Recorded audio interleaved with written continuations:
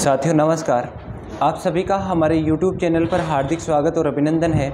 जैसा कि पिछली क्लास के अंदर अपन बात कर रहे थे, अपना जो कम्युनिकेशन या इन्फॉर्मेशन, ये जो सूचना प्रौद्योगिकी का जो टॉपिक चल रहा था उसके 35 क्वेश्चन अपन कर लिए थे। आज की इस क्लास में अपन बात करेंगे 36 नंबर के क्वेश्चन से। तो चलिए बिना टाइम वेस्ट किए अपन वीडियो की शुरुआत करते हैं। 1-2 मिनट में आपसे बात करना चाहूँगा कि अगर आपको ये हमारी जो सीरीज चल रही है इसके जो क्वेश्चन हम करवा रहे हैं आपको पसंद आए तो चैनल को लाइक शेयर एंड सब्सक्राइब जरूर करें तथा अपने साथियों के साथ में भी ग्रुप के बारे में, ये जो अपना YouTube चैनल है इसके बारे में कहें कि आप एक बार क्लास लेके देखिएगा। फिर मतलब कोई भी चीज़ के बारे में पढ़ने से पहले उसकी जांच परख अच्छे से कर लेनी चाहिए, फिर उसके बाद में अध्ययन करें। देखो सबसे पहले अगर अपन बात करें फर्स्ट क्वेश्चन की, अच्छे से देखना फिर आंसर करना। जिस पद्धति में वीडियो सिग्नल्स, वॉइस सिग्नल्स एवं डाटा सिग्नल्स एक साथ प्रयोग होते हैं उसे क्या बोलते हैं? ये बोल रहा है, आपके सामने एक क्वेश्चन लिखा है, इसमें कह रहा है कि वह पद्धति कौन सी है जिसके अंदर वीडियो सिग्नल्स यानी कि वीडियो भी उसके अंदर हो, वॉइस भी उसके अंदर आती हो और डाटा भी उसमें सेव किया जा सके। उस प्रोग्राम को या उसे क्या कहते हैं?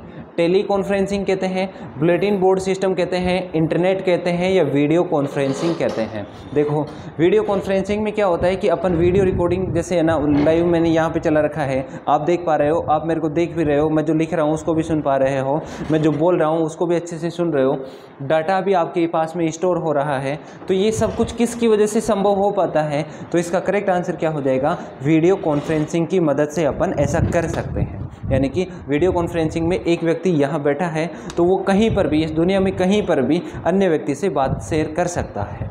देखिए अगला क्वेश्चन है, गेटवे किस प्रकार का प्रोग्राम है? गेटवे किस प्रकार का प्रोग्राम है? आपके सामने कुछ ऑप्शंस लिखे हुए हैं, आप इनको पढ़ो अच्छे से और फिर इसका आंसर बताओ क्या आंसर आएगा। गेटवे जो है वो किस प्रकार का है? देखो गेटवे का मतलब क्या हुआ कि दो अलग अलग संचार को जोड़ने व हटाने वाला प्रोग्राम, दो अलग अलग संचार सुविधाओं को जोड़ने वाला प्रोग्राम, दो अलग अलग प्रकार के नेटवर्क, दो अलग अलग प्रकार के प्रोटोकॉल। अच्छे से पढ़ो फिर बताओ कि गेटवे क्या है। गेटवे का मतलब होता क्या है, इसके बारे में बताओ कि गेटवे होता क्या है। अपन बात करें कि गेटवे जो होता है वो क्या करता है। देखो हटाने का काम तो अपन, कोई ज़रूरी है क्या कि गेटवे ही हटाए? अपन खुद भी तो हटा सकते हैं ना, लेकिन जोड़ वायर की जगह अपन थोड़ी ना जुड़ सकते हैं, नहीं जुड़ सकते हैं ना। तो ये है कि दो अलग अलग जो संचार की सुविधाएं हैं उनको जोड़ने वाला जो प्रोग्राम होता है वो प्रोग्राम कौन सा होता है? गेटवे प्रोग्राम होता है। अर्थात गेटवे क्या है? गेटवे दो संचार माध्यमों को जोड़ने का एक मीडियम है जिसके द्वारा दो कम्युनिकेशन सिस्टम्स को एक दूसरे से कनेक्ट किया जा सकता है। जैसे एक कंप्यूटर से दूसरे कंप्यूटर को, एक सीपीयू से दूसरे सीपीयू को, इस प्रकार से एक टीवी को दूसरे टीवी से, एक एंटीना को दूसरे एंटीना से अपन जोड़ सकते हैं। वो किसके तहत जोड़ते हैं? कौन सा प्रोग्राम है वो? Gateway program. कौन सा? गेटवे। नेक्स्ट क्वेश्चन की बात करें, एक कमरे में 5 कंप्यूटर रखे हैं, यदि उन सभी को आपस में जोड़ना है तो सबसे सस्ती कौन सी नेटवर्किंग पद्धति का प्रयोग किया जाएगा? 5 कंप्यूटर को एक साथ जोड़ने के लिए इसमें से किस पद्धति का प्रयोग किया जाएगा? आप लोग कमेंट करके बताओ, देखिए इसका सही आंसर क्या आ जाएगा। देखो आपके सामने लिखा है बस, स्टार, रिंग, मैश। एक कंप्यूटर नहीं है, बहुत सारे कंप्यूटर्स हैं या 5 कंप्यूटर हैं। इन 5 कंप्यूटर को एक सिस्टम से किस प्रकार से अटैच किया जा सकता है? यानी कि डाटा को जो है वो एक जगह से या एक जगह से 5 जगह पर, एक कंप्यूटर, ये दूसरा, ये तीसरा, चौथा और ये 5वां, ये सारे एक ही सिस्टम से कैसे कनेक्ट हो सकते हैं? तो डाटा स्थानांतरण के लिए जो अपन काम में लेते हैं पद्धति वो कौन सी होती है? बस होती है। और बस क्या करती है? जैसे बस में अपन सवार होके जाते हैं ना, उसी तरीके से कंप्यूटर के लिए बस का कार्य क्या है? बस का कार्य ये क्या है? डाटा को ट्रांसफ़र करना। डाटा ट्रांसफ़र का मुख्य कार्य किसके द्वारा किया जाता है? बस के द्वारा किया जाता है। और एक से अधिक यानी कि अनेकों कंप्यूटर को एक साथ जोड़ने की जो पद्धति है वो कौन सी है? बस है। आई बात समझ में? अगला क्वेश्चन देखो, निम्न में से कौन सा इंटरनेट ब्राउज़र है? इंटरनेट ब्राउज़र की बात कर रहा है। इंटरनेट ब्राउज़र कौन सा है? Internet explorer, Yahoo, Orkut, .net। बताओ इसमें से कौन सा आंसर आएगा? कंप्यूटर से रिलेटेड है, ये सूचना प्रौद्योगिकी साइंस में ऐसे क्वेश्चन आते हैं। बताओ इसका सही आंसर क्या हो जाएगा? इंटरनेट एक्सप्लोरर होगा, याहू होगा, आर्कुट होगा या डॉट नेट हो जाएगा? इसका सही आंसर कौन सा हो जाएगा? ऑप्शन नंबर ए बोले तो इंटरनेट एक्सप्लोरर। ये क्या है? इंटरनेट ब्राउज़र है। अगला देखो, कंप्यूटर में आईपी एड्रेस का अर्थ क्या होता है? आईपी एड्रेस से अपन किसी भी खोई हुई वस्तु या किसी भी एक जो इलेक्ट्रॉनिक मीडिया है या इलेक्ट्रॉनिक जो कंप्यूटर वगैरह है उनकी पहचान कर सकते हैं। तो आईपी की आपको यहाँ से देख के फुल फॉर्म बतानी है कि कंप्यूटर के अंदर जो आईपी है इसका पूरा नाम क्या होता है? बताओ। International protocol, insert pin, international pin, invalid pin. Invalid pin तो कैसे होगा? तो क्या आ जाएगा? International protocol. आईपी एड्रेस का अर्थ क्या होता है? International protocol. अगला देखो, पेटीएम से संबंधित निम्नलिखित कथनों पर विचार कीजिए एवं नीचे दिए गए कोटों की सहायता से सही कथनों का चयन कीजिए। आपके सामने पेटीएम से रिलेटेड कुछ 3 स्टेटमेंट लिखे हैं और 3 स्टेटमेंट में से आपको बताना है कि कौन सा स्टेटमेंट जो है वो बिल्कुल करेक्ट है। पेटीएम के बारे में पूछ रहा है। तो देखो, पेटीएम एक डिजिटल भुगतान का मंच है। बिल्कुल सही बात है कि पेटीएम जो होता है उससे अपन क्या कर सकते हैं? इलेक्ट्रॉनिक मनी जो है उसको एक जगह से दूसरी जगह पे ट्रांसफ़र कर सकते हैं। तो पेटीएम में क्या हुआ कि ये डिजिटल भुगतान माध्यम है जिसको अपन ई कॉमर्स, ये ई पोर्टल भी बोलते हैं। फिर है, पेटीएम का उपयोग सामग्री क्रय एवं सेवा प्राप्ति हेतु ऑनलाइन व ऑफलाइन किया जा सकता है। पेटीएम का उपयोग है ना हमेशा जो होता है वो इलेक्ट्रॉनिक मीडिया के रूप में होता है और इलेक्ट्रॉनिक मीडिया जो है वो ऑनलाइन वर्क करता है ना कि ऑफलाइन। तो ये ऑप्शन क्या हो जाएगा? इसका रॉन्ग हो जाएगा। अगला है, पेटीएम को अभी तक RBI reserve bank of India से मान्यता नहीं मिली है। ऐसा नहीं है, पेटीएम को मान्यता मिल चुकी है। तो इसका मतलब ये ऑप्शन भी क्या है? गलत है। तो बात करें किसकी? ये पेटीएम से संबंधित सही कथन अपने से पूछा था। तो सही कथन कौन सा है? केवल एक कौन से ऑप्शन में है? ऑप्शन नंबर 4 में है। तो इसका सही आंसर क्या हो जाएगा? द हो जाएगा। बात करें पेटीएम से संबंधित अपन बात करें कि पेटीएम को आरबीआई से तो मान्यता मिल चुकी है। इसका प्रयोग अपन सिर्फ और सिर्फ किस में कर सकते हैं? ऑनलाइन कर सकते हैं। और इसका है वो कैसा भुगतान मंच है? डिजिटल भुगतान मंच है। मतलब ई करेंसी जिसको बोलते हैं कि एक माध्यम से दूसरे माध्यम तक अपन यहाँ बैठे बैठे भी पूरे कहीं पर भी फ़ोन पे पेटीएम की सहायता से पैसे भेज सकते हैं। अगला क्वेश्चन देखो, नेक्स्ट क्वेश्चन है अपना, कौन सा एक सर्च इंजन नहीं है? Google, Chrome, Yahoo, Bing. बताओ इसका सही आंसर क्या हो जाएगा? Google, Chrome, Yahoo, Bing.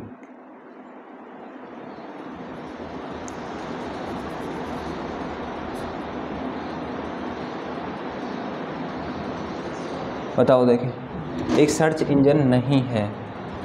सारे ही सर्च इंजन लग रहे हैं, तो सारे लग रहे हैं। मिस प्रिंटिंग है इस क्वेश्चन में ना, इसको छोड़ दें क्योंकि गूगल से भी सर्च है, क्रोम भी है, याहू भी है, बिंग भी है। छोड़ो इसको। अगला देखो, बैंकिंग लेन देन में ईसीएस का अर्थ क्या है? ईसीएस की बात करें, extra cash status, access credit supervisor, electronic clearing service, exchange clearing standard. इसमें से आप सही आंसर बताओ क्या आएगा? ईसीएस का। ईसीएस बैंकिंग से संबंधित है और बैंकिंग से संबंधित जो ईसीएस है उसका मतलब क्या होता है? इलेक्ट्रॉनिक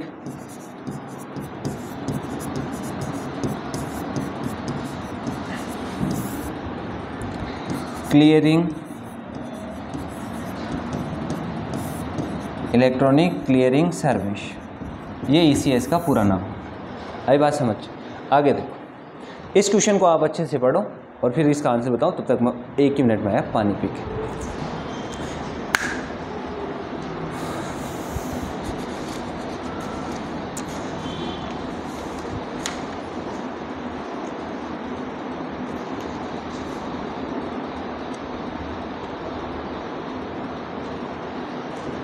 अब इसमें देखो, आपके सामने लिखा है जीपीएस सिस्टम के बारे में है कि निम्न में से किस क्षेत्र में जीपीएस ग्लोबल पोजिशनिंग सिस्टम तकनीक का प्रयोग किया जाता है? जीपीएस का प्रयोग किस में किया जाता है? आपके सामने यहाँ पे 3 स्टेटमेंट लिखे हैं और इसमें से आपको करेक्ट आंसर बताना है कि जीपीएस का जो सिस्टम का प्रयोग किया जाता है वो किस तकनीक में इसका उपयोग कर सकते हैं। बताओ इसका आंसर।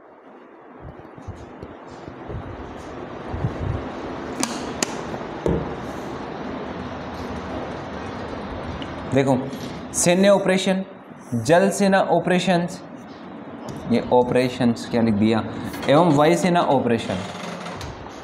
जीपीएस सिस्टम जो होता है, ग्लोबल पोजीशनिंग सिस्टम, वो क्या करता है, वैश्विक जो अपनी वास्तविक स्थिति है उसके बारे में पता लगाने के लिए अपन किसको काम में लेते हैं, जीपीएस सिस्टम को। तो देखो सैन्य ऑपरेशन यानी सेना कोई भी अगर आतंकवादियों के खिलाफ या कोई भी ऑपरेशन करती है तो उसमें अपन क्या करेंगे, जीपीएस को काम में लेंगे कि उनकी लोकेशन को ट्रेस कर लेंगे। अपने सैनिक जब यहाँ से लड़ने के लिए दूसरे देश के पास में जाएंगे, बॉर्डर पर जाएंगे और उनका जो जीपीएस सिस्टम लगा देंगे तो अपन उससे जीपीएस से पता लगा सकते हैं। जैसे कोई भी मान लो हमला करने वाली तोप वगैरह होती है, उनका पता भी किससे चलता है, जीपीएस से। जल सेना ऑपरेशन बिल्कुल सही, वायुसेना ऑपरेशन ये बिल्कुल सही है। चोरी के मामले में वाहन को ठप कर देना, वाहन को ठप कर देना मतलब चोरी हो गई तो अपन क्या करेंगे, अपने वाहन का पता लगा सकते हैं अगर उसमें क्या लगा हुआ हो, जीपीएस लगा हो। आपातकालीन स्थिति में एसओएस अलार्म के रूप में भी प्रयोग कर सकते हैं कि वो हमें अलार्म से उसका पता चल सकता है आपातकालीन स्थिति में। तो बताओ इसमें से कौन सा हो जाएगा, क्या बोला है, जीपीएस के लिए तकनीक का उपयोग हो सकता है। तीनों सही है, तो सही कथन का चयन करो। 1 2 3 कहाँ पर दिख रहा है, ये रहा, सभी कथन हो जाएगा इसमें, 1 2 और 3 तीनों कथन क्या है, इसमें करेक्ट आंसर है। अगला देखो, उपग्रह आधारित सूचना तकनीक, किसकी बात कर रहे हैं, सैटेलाइट की बात कर रहे हैं, उपग्रह की बात कर रहे हैं। उपग्रह आधारित सूचना तकनीक के द्वारा अंतःक्रिया स्थापित करने में दो तरफा की जाने वाली प्रक्रिया क्या कहलाती है, दो तरफा की जाने वाली प्रक्रिया। सूचना उपग्रह आधारित जो है इंफॉर्मेशन टेक्नोलॉजी के अंदर जो प्रयोग में की जाती है वो ईमेल है, टेलीकॉन्फ्रेंसिंग है, कंप्यूटर है, सीडी रोम है। तो इसका सही आंसर कौन सा हो जाएगा, अभी जैसे मैंने कहा था, कौन सा हो जाएगा, टेलीकॉन्फ्रेंसिंग हो जाएगा। ऑप्शन नंबर बी इसका करेक्ट आंसर है। फिर देखो यूआरएल का पूरा नाम क्या है, uniform resource link, uniform register link, unified resource link, uniform resource locator. बताओ इसका सही आंसर यूआरएल क्या है। यूआरएल अपन काम में लेते हैं ना, जब यूट्यूब वगैरह पे सर्च करते हैं तो यूआरएल लिंक मिलता है, वो क्या होता है, यूनिफॉर्म रिसोर्स लोकेटर होता है, यूनिफॉर्म रिसोर्स लोकेटर। ध्यान रखना इसकी पूरा नाम जो है वो क्या है, uniform resource locator. Option number 4 यानी कि डी इसका क्या हो जाएगा, करेक्ट आंसर हो जाएगा। नेक्स्ट क्वेश्चन की बात करें कि वाईफाई से क्या तात्पर्य है, वाईफाई, लाईफाई, ये सब पूछे जाते हैं। तो बताओ वाईफाई का जो है वो पूरा नाम क्या है, आपके सामने लिखा है wireless factory, wireless Fidelity, web factory और वेब फिडेलिटी। इसका सही आंसर क्या आ जाएगा, बताओ वाईफाई का पूरा नाम, जल्दी बताओ। Wireless fidelity, option number B क्या हो जाएगा, इसका सही आंसर हो जाएगा। अगला देखो, ब्लैंक है और ब्लैंक के बाद में लिखा है कि का प्रयोग नेटवर्क को बाह्य आक्रमण से बचाने में किया जाता है।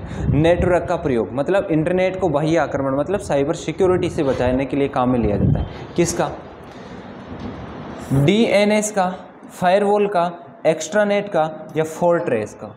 बताओ नेटवर्क को बाह्य आक्रमण से बचाने के लिए निम्नलिखित में से किस तकनीक का प्रयोग किया जाता है।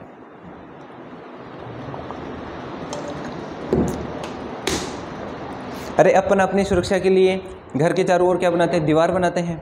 उसी तरीके से देख लो ना, यहाँ पे फायरवॉल लिखा है। अब फायरवॉल में देखो क्या आ जाएगा, फायरवॉल, वॉल है तो वॉल का मतलब क्या होगा, यह आंसर आ जाएगा। ऑप्शन नंबर बी इसका सही हो जाएगा। नेक्स्ट क्वेश्चन पढ़ो, देखें नेक्स्ट क्वेश्चन क्या कह रहे हैं, अच्छे से पढ़ो और इसका कमेंट करके आंसर बताओ।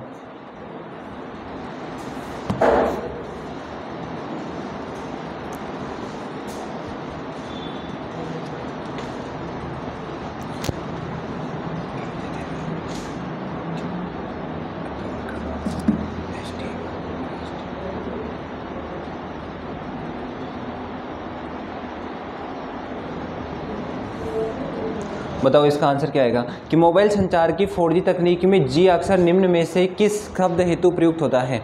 जी का प्रयोग किस में किया जाता है, ये बताओ।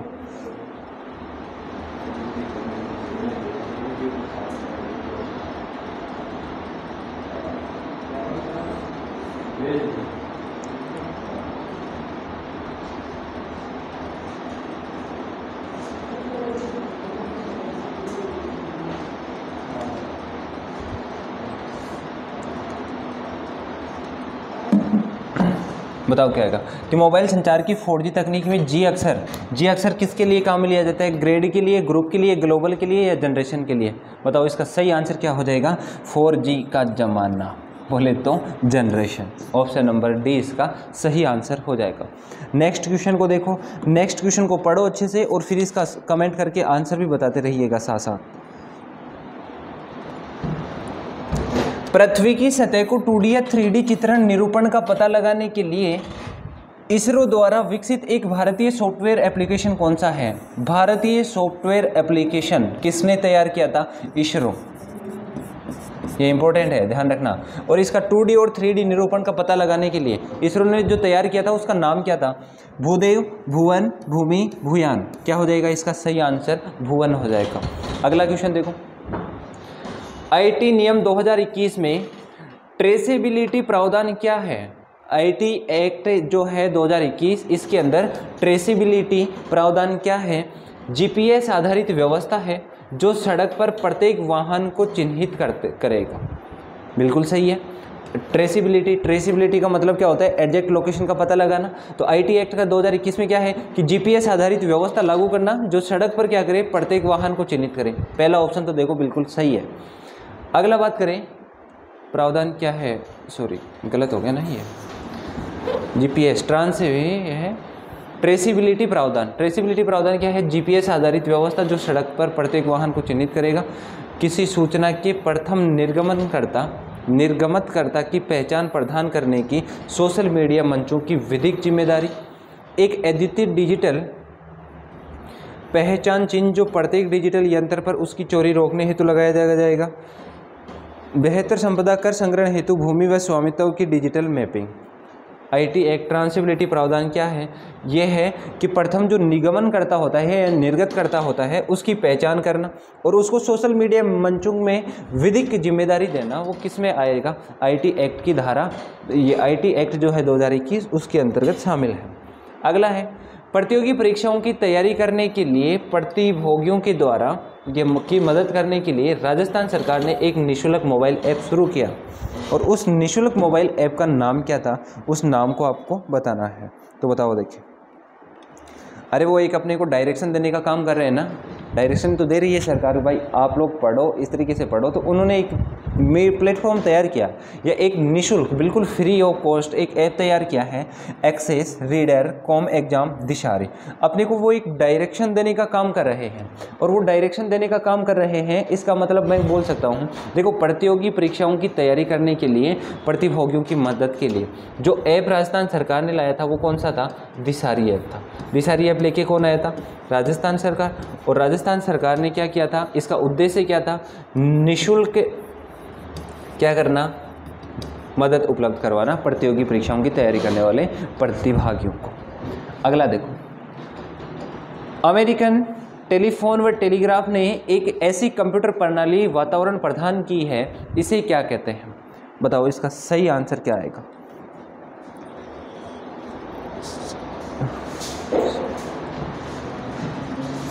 VGA, यूनिक्स, VYL और UTC। क्या हो जाएगा इसका? यूनिक्स इस वाले क्वेश्चन का सही आंसर हो जाएगा। आगे देखो, ब्लैंक है, एक क्लाइंट कंप्यूटर पर चलने वाला क्लाइंट एप्लीकेशन है। क्लाइंट एप्लीकेशन है और ये क्लाइंट कंप्यूटर पे चल रहा है जो वेब सर्वर से संपर्क करता है और सूचना के लिए अनुरोध भेजता है। तो बताओ इसमें से कौन सा आएगा? कौन सा है वो? मॉडेम है, कीबोर्ड है, वेब ब्राउजर है या इंटरनेट है? बताओ सही आंसर बताओ, इसका क्या आएगा? वेब ब्राउजर दिख रहा है क्या? कि वेब ब्राउजर जो होता है ना वो क्या करता है? एक क्लाइंट कंप्यूटर पर चलने वाले क्लाइंट एप्लीकेशन जो वेब सर्वर से संपर्क करता है और सूचना के लिए क्या भेजता है? अनुरोध। तो वो कौन सा हो जाएगा? Web browser. इसका सही आंसर हो जाएगा। आगे देखो, अच्छे से पढ़ो और इसका आंसर बताओ क्या आएगा? कि HTML पेजों को स्थानांतरित करने के लिए एक वेब सर्वर है और वेब ब्राउजर के बीच उपयोग किया जाने वाला प्रोटोकॉल इनमें से क्या कहलाता है? क्या बोल रहे हैं कि वेब सर्वर और वेब ब्राउजर इनके बीच में इनके उपयोग करने के लिए जो काम में लिया जाने वाला प्रोटोकॉल है वो इनमें से कौन सा है? बताओ। PPP है, SMTP है, FTP है, HTTP है? कमेंट करके आंसर बताओ ये क्या बोल रहा है। पहले क्वेश्चन को अच्छे से सुनिएगा। HTML पेज जो होते हैं इनको स्थानांतरित करने के लिए वेब सर्वर और वेब ब्राउज़र के बीच में उपयोग किया जाने वाला, जैसे मान लो ये वेब सर्वर है और ये वेब ब्राउज़र है, इनके मध्य उपयोग किया जाने वाला जो है प्रोटोकॉल, उसे अपन क्या बोलते हैं? तो बताओ क्या आ जाएगा इसका सही आंसर? HTTP, यानी कि ऑप्शन नंबर 4 इस क्वेश्चन का सही आंसर हो जाएगा। ब्लैंक है, आपके कंप्यूटर मेलिशियम सॉफ्टवेयर के विरुद्ध सुरक्षा में सहायता नहीं करता। आपकी जो सॉफ्टवेयर की जो सुरक्षा है उसमें सहायता नहीं करता। Window Firefox, window Defender, browser, antivirus software. Malicious software के विरुद्ध सुरक्षा में सहायता नहीं करने वाला कौन सा हो जाएगा? बताओ, देखिए इसका सही आंसर बताओ, कमेंट करो, कमेंट करके आंसर बता दो, इतना टाइम नहीं लगाना।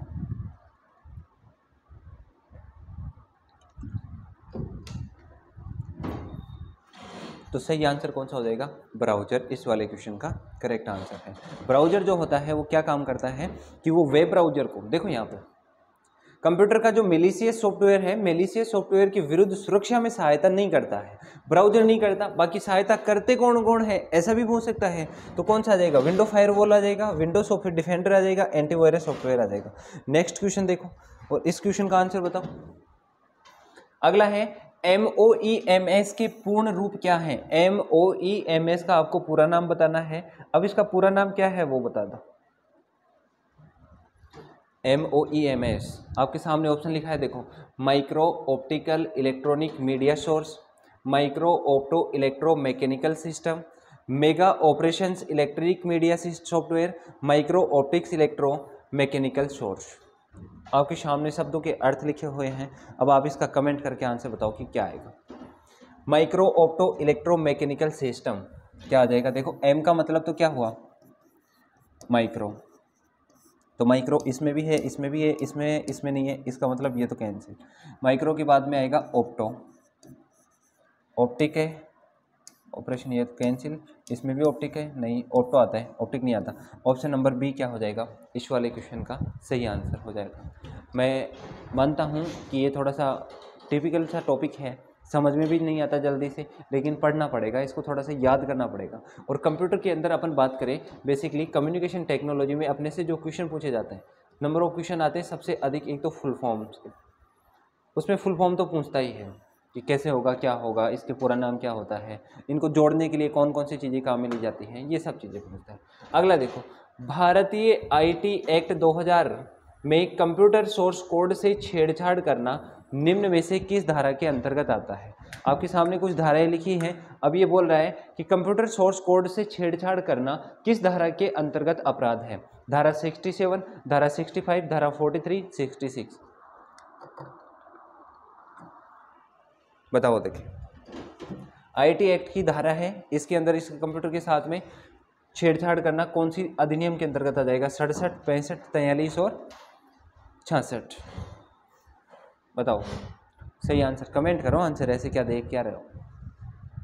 कौन सा हो जाएगा इसके अंदर? धारा 65 के अंतर्गत आएगा। अगला देखो, वोट सर्विसेज के लिए पोर्टल है। वोट सर्विसेज के लिए आपके सामने 4 पोर्टल बने हैं। अब इसमें से बता दो कौन सा आ जाएगा।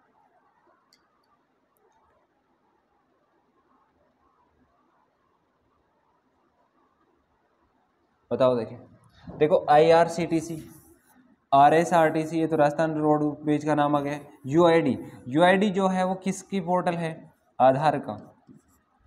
फिर अपन बात करें NVSP जो पोर्टल है ये किससे संबंधित है? ये निर्वाचन से संबंधित है। यानी कि जो निर्वाचक होते हैं वो निर्वाचक अपना नाम, अपना ID बनवाने के लिए, अपना नाम, उसमें गलतियां या त्रुटियों को सुधार करने के लिए, अपना नाम के लिए, अपने नाम सही करवाने के लिए, त्रुटियों में सुधार करवाने के लिए, नया ये पहचान पत्र वगैरह ये बनवाने के लिए क्या कर सकता है? आवेदन कर सकता है। तो वोट सर्विसेज का पोर्टल कौन सा हो जाएगा?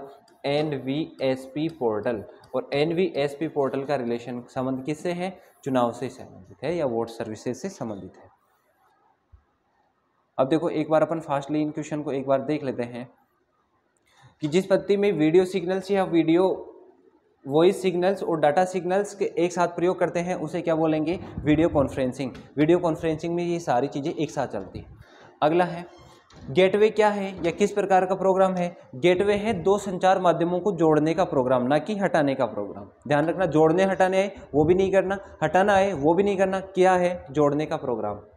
एक कमरे में 5 कंप्यूटर लगे हैं और उनको जोड़ने के लिए सबसे सस्ती टेक्निक कौन सी है? और इंडिया वाले तो वो पता है ना, मतलब ऐसे सोचते हैं कि सबसे जो सस्ता है चल जाएगा थोड़े दिन काम, फिर बाद में देखा जाएगा क्या हो, बाद में नया ले लेंगे। तो देखो भाई, इसमें कौन सा आ जाएगा? बस होगी। और ये बस क्या होती है? ये डाटा को ट्रांसफ़र करती है। डाटा ट्रांसफ़र का काम कौन करेगी? बस करेगी। अगला है, निम्न में से कौन सा इंटरनेट ब्राउज़र है? इंटरनेट ब्राउज़र कौन सा है? Yahoo, Orkut, dot net, internet explorer. कौन सा हो जाएगा? Internet explorer. आईपी एड्रेस का अर्थ क्या है? आईपी एड्रेस जो होता है वो जैसे कंप्यूटर वगैरह का होता है, आईपी एड्रेस मोबाइल वगैरह का होता है, तो ये क्या है? इंटरनेशनल प्रोटोकॉल है।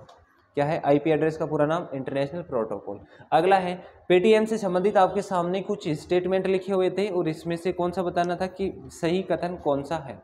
तो देखो, पेटीएम डिजिटल भुगतान का मंच है क्या? जी हाँ, बिल्कुल सही बात है। पेटीएम का उपयोग सामग्री क्रय एवं सेवा प्राप्ति हेतु ऑनलाइन व ऑफलाइन किया जाता है क्या?